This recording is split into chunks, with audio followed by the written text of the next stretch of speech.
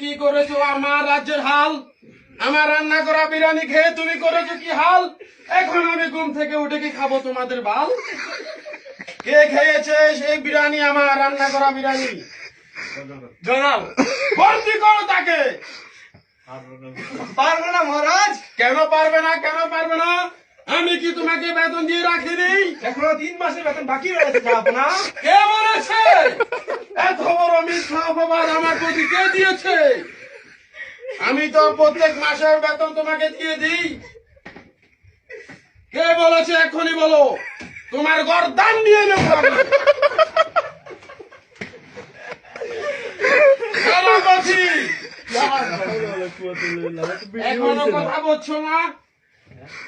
কে বলেছে তোমাকে মিথ্যা অপবাদ আমার প্রতি দিতে? জয়নাল দিয়েছে। কেউ? বন্দি করো জনালকে। আমার বাবা ছিল এই রাজ্যের এক বলুন বলুন। আমার বাবা ছিল এই রাজ্যের রাজা, তার উত্তরসূরি হিসাবে আমি পেয়েছি এই রাজ্যের রাজা।